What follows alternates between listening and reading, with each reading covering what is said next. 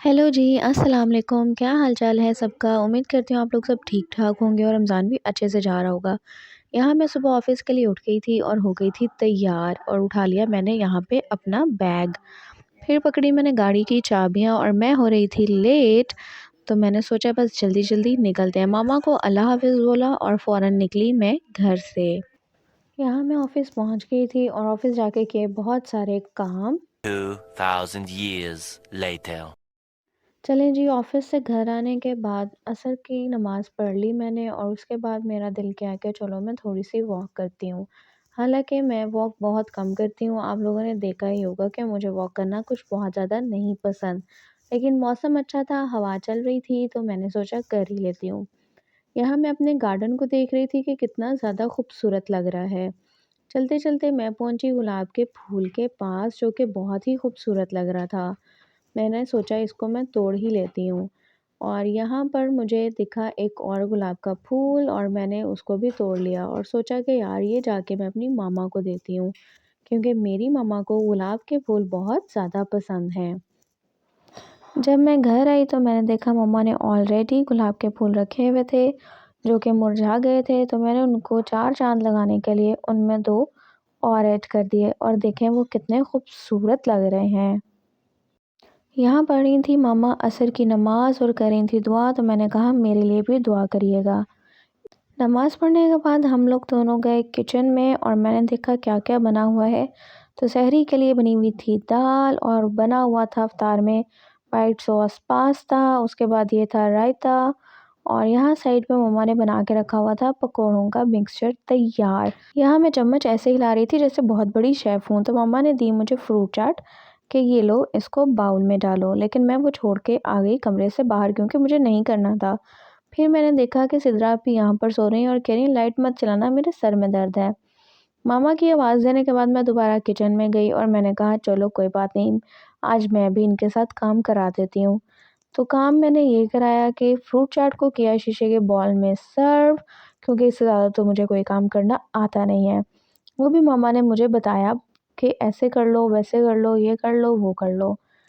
ख़ैर ये मैंने डाल दी फ्रूट चाट बॉल में और इसके बाद मामा ने मुझे कहा कि तुम बना लो प्लीज़ दूध सोडा, क्योंकि आपकी बहन को और तो कुछ बनाना नहीं आता। यहाँ तो मुझे टेबल लगाना आता है, या तो मुझे दूध सोडा बनाना आता है, चाय-वाय वग़ैरह मैं बना लेती हूँ। यहाँ जी बना ली फ्रूट चाट और मम्मा ने कहा इसको फ्रिज में रख दो, ले फ्रिज में रखते-रखते मेरी और मम्मा की होने लगी थी टक्कर। ये देखें जी, ये मैं बना रही हूँ दूध सोडा क्योंकि हमारे घर अफ्तारी में सिर्फ़ दूध सोडा ही पिया जाता है। ये बन गए हुए थे जी सैंडविचेज़ और मैं इनको जा रही थी टेबल पे रखने। यहाँ मैं कर रही थी पास्ता गरम क्योंकि पास्ता मम्मा ने काफ़ी देर हो गई थी बना के रखा हुआ था और वो ठंडा हो गया हुआ था। तो यहाँ मैं इसको कर रही थी माइक्रोवेव में रखने लगी थी पास्ते को ताकि ये गरम हो जाए और गरम-गरम फिर हम इसको अफ्तारी में खाएँ।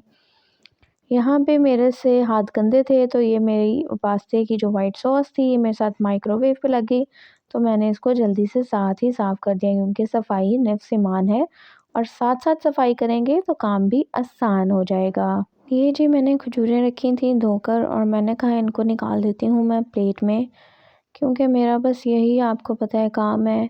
टेबल लगा दो, खजूरें धो दो और ऊपर वाले छोटे-मोटे जितने काम होते हैं वो सारे इन लोगों ने मेरे से ही कराने होते हैं। ये जी मैंने खजूरें निकाल दी प्लेट में और अब इनको जाते हैं रखने टेबल पे। यहाँ जी इफ्तारी का टाइम होने वाला था तो गैस ने दे दिया हम लोगों को धोखा, क्योंकि ये पाकिस्तान है और पाकिस्तान में काम के वक़्त गैस हमेशा चली जाती है। लेकिन फिर भी हल्की आँच पे मम्मा ने बनाए पकोड़े और पकोड़ों को डालना शुरू किया ऑयल में। ये देखें जी, ये बना रही हैं मामा पकोड़े बड़े मज़े के। मेरी मम्मा बहुत अच्छे पकोड़े बनाती हैं, क्रिस्पी से पकोड़े बनाती हैं और ये पकोड़े ऑयल में तड़प रहे हैं और मम्मा उन्हें और तड़पा रही हैं। मम्मा को इन पे बिल्कुल रहम नहीं आ रहा और मुझे भी बिल्कुल नहीं आ रहा क्योंकि हम लोगों ने इन्हें इफ्तारी में बहुत मज़े से खाना है। यहाँ मुझे पता चला कि अली सो रहा है तो मैं ऊपर गई उसको अफ्तारी के लिए उठाने के लिए, क्योंकि रोज़ा खुलने वाला था। ये पहुँची मैं उसके कमरे में तो वो सो रहा था। अब इसको उठाते हैं क्योंकि अली को उठाना बहुत ही मुश्किल काम है। अली के सर पे ढोल बैंड बाजा बारात कुछ भी ले आओ, अली नहीं उठता। खैर ये मैं उठाने लगी हूँ इसको, और ये मैं इसको उठा रही थी। मैं हैरान और परेशान हो गई कि ये मेरे एक दफ़ा उठाने पे ही उठ गया, और यहाँ पर अली उठ ही गया फाइनली मेरी 5 मिनट की मुशक्क़त के बाद। यहाँ पर मुझे कह रहा था कि भाई क्या मसला है, क्यों उठा दिया? और यहाँ पे वो अपना फ़ोन पकड़ के टाइम देख रहा है, और टाइम देखते उसने मुझे कहा कि अभी तो पूरे 5 मिनट पड़े हैं और तुमने मुझे 5 मिनट पहले उठा दिया।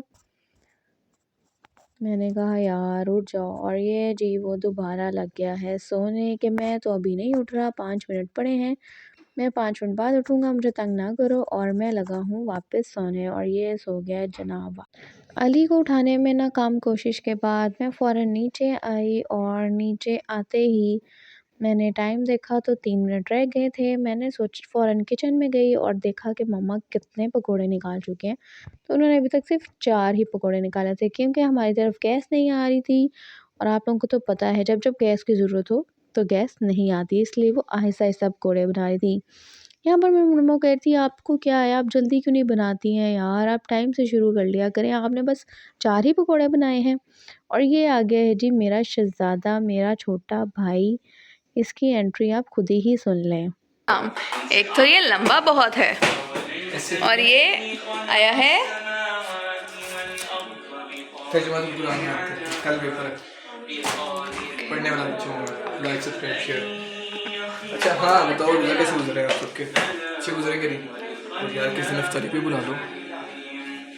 और यहाँ पर रोज़ा खुलने वाला था, तो मैंने सोचा अज़ान होने वाली है, सर पे दुपट्टा ले लिया जाए और दुआ मांग ली जाए। अज़ान सुनने के लिए मैं घर से बाहर गई, और मुझे तो यहाँ पे कोई भी आवाज़ नहीं सुन रही थी।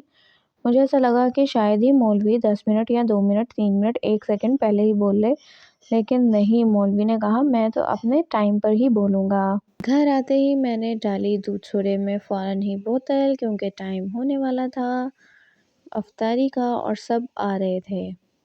और ये फ्रूट चाट मैंने उठाकर रखी टेबल पे, क्योंकि इफ्तारी का टाइम हो गया था और सब आ गए थे नीचे टेबल पर बैठने। जल्दी से हम लोगों ने टेबल लगाया और अफ्तारी का टाइम हो गया। ये हम सब लोगों ने मिलके बैठ के दुआ की और अपना रोज़ा अफ्तार किया।